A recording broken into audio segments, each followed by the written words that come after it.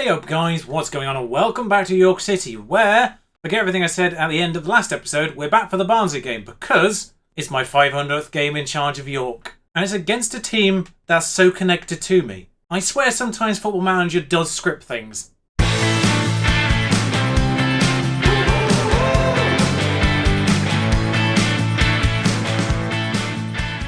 What that means is there's only been 2 games since we last met, a 2-0 victory in Copenhagen, where their goalkeeper had the best game in all of human history. That's the stat page. He made 20 saves and got a 6.9. I'm not sure how he made 20 saves out of 21 shots on target, but we'll run with it. If they'd gotten anything out of that game, I would have thrown things. And then Sheffield United, where our opponent in the goal was Marcus Dewhurst, of course, one of my goalkeepers for England, who also had a game that would have made the top 10 Premier League save list. He made 13 saves. Again, not sure how that adds up from 14 shots on target. But he saved a penalty as well. 2-1. Again, if they got anything out of that one, I would have thrown things. They did equalise at one point with what was their second shot on target. So now we get to play Barnsley, a team that is probably, definitely worse than both of those. We'll see how many saves this goalkeeper makes because I am this close to writing a formal complaint.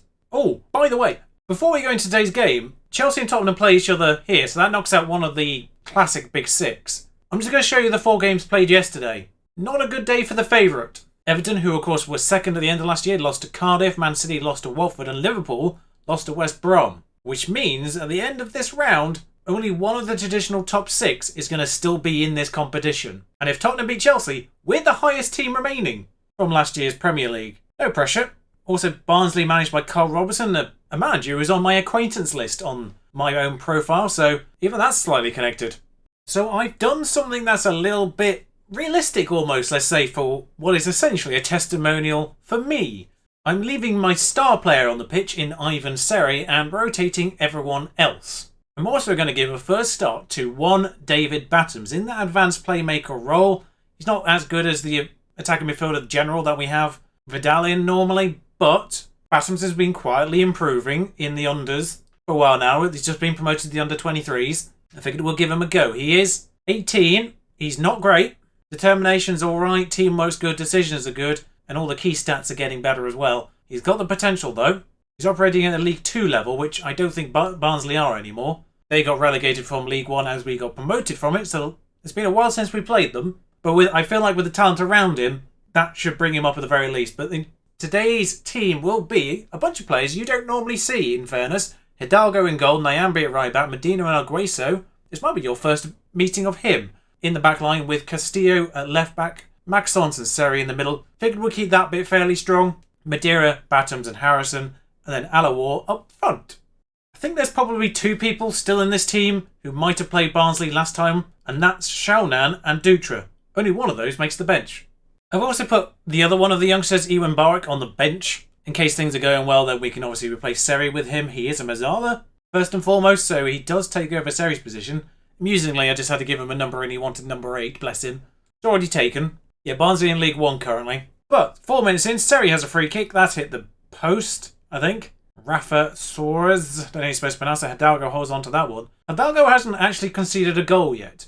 Figured that was worth mentioning, because I'm starting to have a debate on who I should actually start in goal. I think according to the star rating, Dutra has tapped out where he is now. He is better, statistically, on paper than Hidalgo. Hidalgo has a little bit more potential according to the stars. So, I'm in 2 minds. I mean, my loyalty goes to Dutra at this point, which is somewhat ironic considering I replaced Ted Smith with him after saying I would be loyal to Ted Smith. But Dutra's still number 1. That's for certain. He may be Portugal's number 3. And ironically, Hidalgo came from Portugal. But Dutra is my number 1. Madeira has come forward. He's just got on the end of that goal kick from them. Poor goal kick, really. Castillo charging into the middle. I thought he was about to have a crack himself. Harrison will do. Now in 2D, that didn't look brilliant from Evtimov. We'll see. I'll say, so far, Barnsley faring better than Copenhagen did. I'm just going to see what happens here. Harrison takes it on his left, dinks it round, and yeah. Okay, in 3D, it wasn't particularly brilliant from Evtimov either.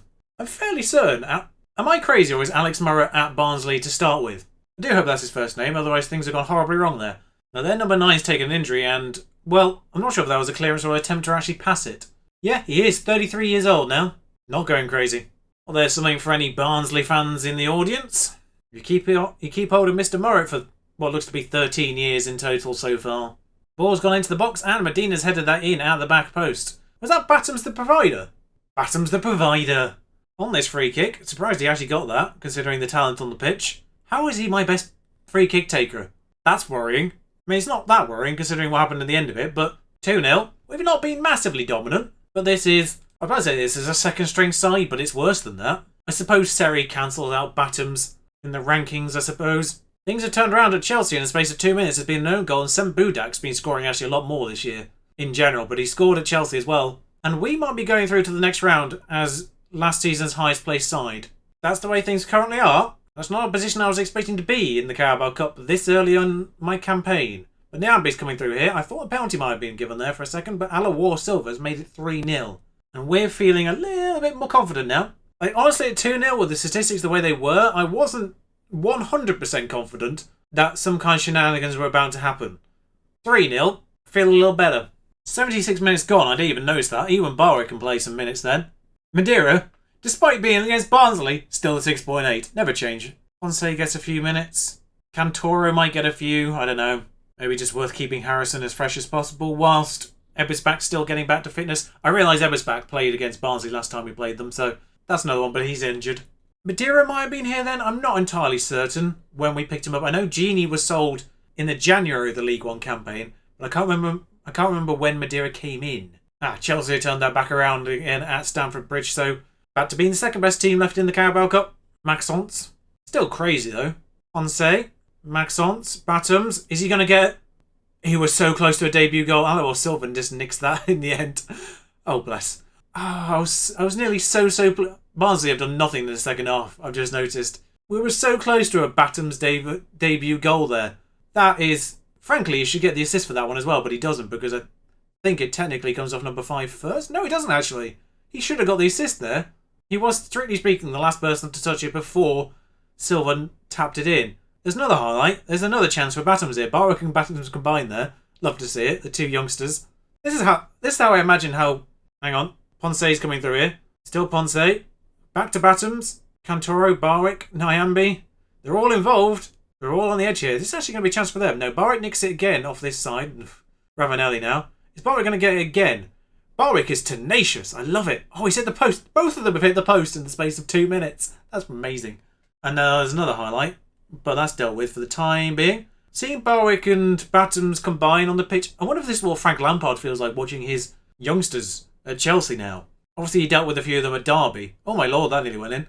Consolation, but if something from Barnsley in the second half at very, very last. We might be seeing a bit of Batums and Barwick in the future. They've got a long way to go before their first team, but... And yeah, you can see at the bottom there, Hidalgo now has played nearly 500 minutes without conceding. And not all of those against teams like Barnsley. He did the first 3 Premier League games, let's not forget, by accident. Second half, we turned things up a bit, but good performance all round. Wolves 3 on penalties, so on the Wednesday, at least, the favourites have all gone through. Another fact that Barwick got the headline, despite the fact David Batums started the match. A 4-0 win against the League One side with my second string team is at least comforting to know that even they can't mess things up. I just realised I probably should have played Shao. He's suspended for the next match. So the quarter-final teams left. Cardiff, Chelsea, Fulham, Southampton, Watford, West Brom, Wolves and York. A lot of W sides in that. Fulham it is then. Alright, so we avoid Chelsea. Geographically not by much, but we avoid Chelsea. West Brom get Southampton. Wolves get Cardiff. And Championship Watford, the only one left, get Chelsea. Would have preferred Chelsea to have gotten Wolves there. But we'll take Fulham hopefully okay. By the way, that's James Grimes now. There's a star on him. World class. Thanks, Forest. One thing I forgot to say, that win against Sheffield United did put us in third due to results elsewhere going in our favour. Man City and Arsenal have just drawn. If we beat Stoke here, we go ahead of Man City, that's for certain. Ironically, Chelsea play Wolves now. Stoke's form is woeful, so I'm expecting to lose here, because I know how Football Manager works. Right, so the full first team are available to me once again. Except for Shonan, who has yellow card situation. Dutra's back in goal, Nyambe stays at right back for the time being, Rick and Courage, Saxton complete that line, Seri and Grimes in the middle, 2 4.5 stars, putting the rest of the team to shame. Ponce, Vidal and Cantoro on the attacking line, still developing, of course, Koita up front. Again, you might think it's weird starting Koita, despite the fact Alawar scored twice in the last game. He scored 2 against Sheffield United in the league, so both of them scoring.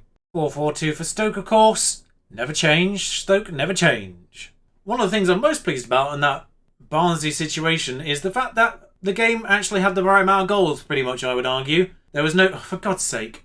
What did I say? What did I say? I was about to say, in the Barnsley game at the very least, there were no ridiculous amounts of saves made by their keeper. I know towards the end we ended up with quite a lot of shots on target, but we did have 4 goals, so fair enough. I think he still made 11 saves, though, I guess. Anyway, so he's on a deep free kick here. He's going to go for it. Walton very unnecessarily makes that into a corner. Not sure what he was playing up there. Considering that wasn't anywhere near the goal, I'm actually half expecting something to come from this corner. No? Okay. So that free kick was nowhere near the goal, so alright.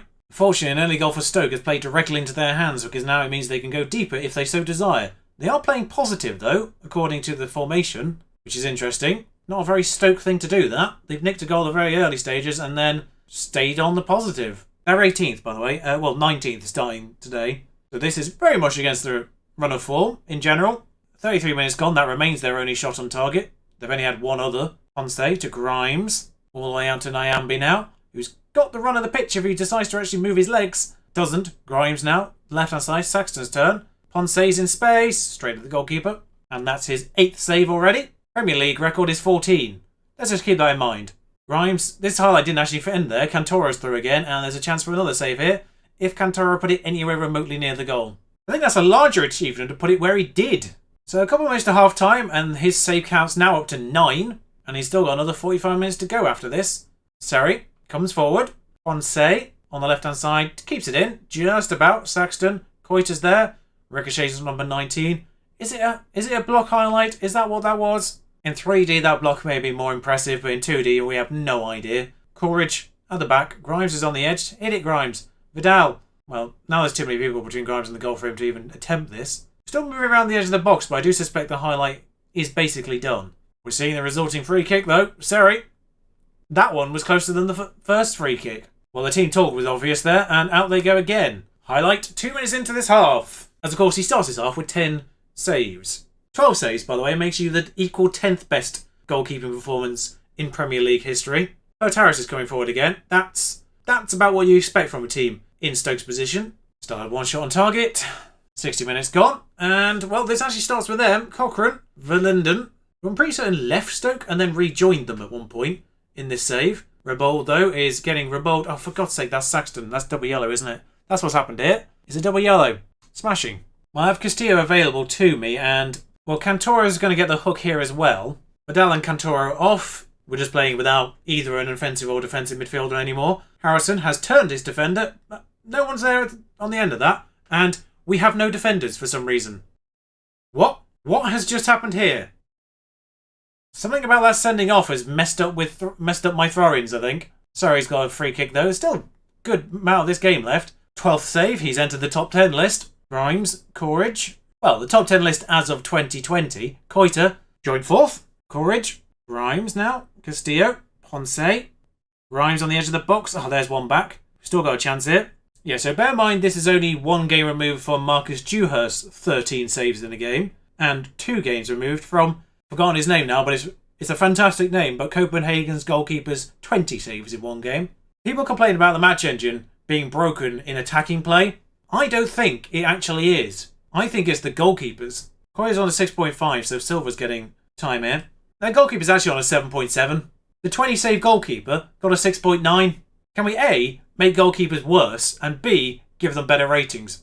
It's a weird double ask, but that's what needs to happen. Harrison's in space. It's an equaliser. He may have been offside, although I'm not sure what this linesman was doing, if it is, because he moves backwards. He is not offside. Like, he goes with it. He doesn't even flag it, the linesman, I don't think. That's VAR'd. Oh, God, 91st minute? Incidentally, while we've not been paying attention here, their goalkeeper has become the best goalkeeper in Premier League history in terms of saves in the game. 15. Yeah, he's made 15 saves.